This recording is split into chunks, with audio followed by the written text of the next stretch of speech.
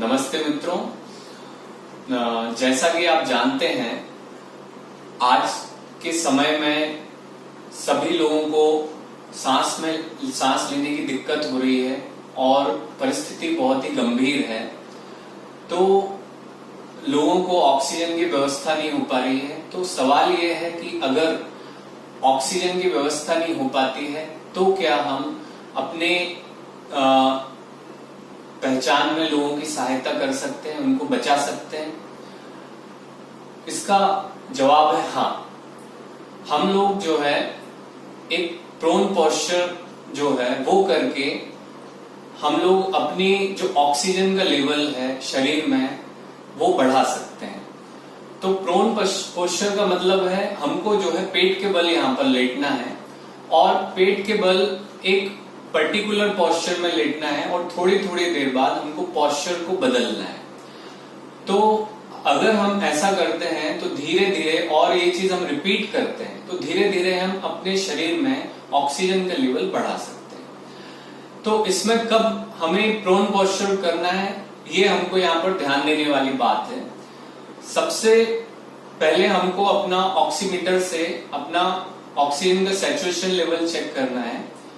ये अगर जो है 93, 92 के नीचे जाता है तो आपको एक पोस्चर में शुरू कर देना, तुरंत ही शुरू कर देना है। या फिर अगर आपके पास ऑक्सीमीटर नहीं है और अगर आप ब्रीथलेसनेस फील कर रहे हैं, आप सांसों में परेशानी का सामना कर रहे हैं, तो आप बिल्कुल भी इंतजार ना करें और ये पोस्चर करना शुरू करें।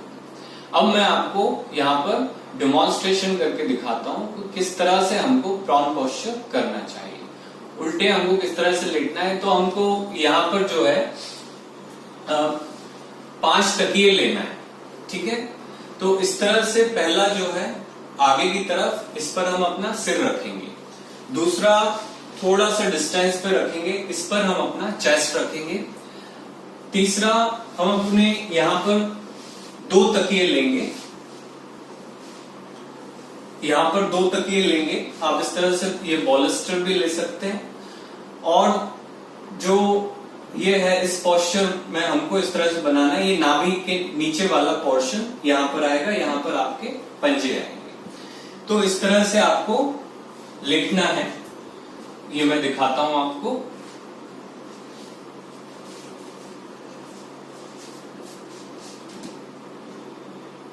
इस तरह से सिर इस तरह से कर सकते हैं, हाथों को ऊपर चाहे तो फैला सकते हैं।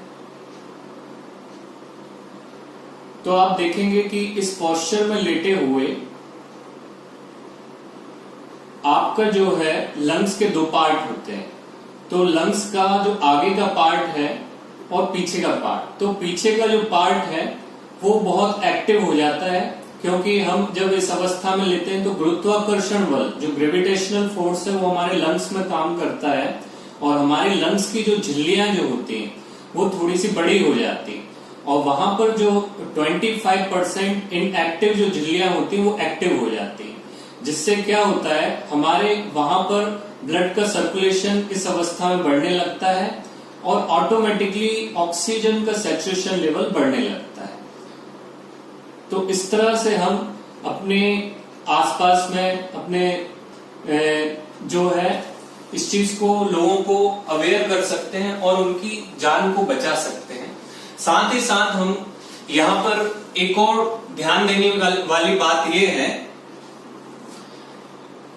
हम जो है जब भी हम बैठेंगे, जैसे ये तो हमने प्रोन पोस्चर किया, फिर ये पोस्चर हमको 30 मिनट से लेके 2 घंटे तक हम ये वाला पोस्चर कर सकते हैं, अगर आप अच्छा महसूस करते हैं तो। अगर आप 30 मिनट तक करते हैं, उसके बाद आप अपना ऑक्सीजन का सैचुरेशन लेवल चेक करें, फिर आप अपना पोजीशन बदल सकते हैं। आप अपना दाएं तरफ करवट ले सकते हैं, उस अवस्था में फिर 30 मिनट तक रहें। बट इसमें पीठ के बल नहीं लेटना है, ठीक है। सुपाइन पोस्चर, पीठ के बल पे नहीं लेटना है। फिर हम थोड़ी देर बैठ सकते हैं, आधा घंटे।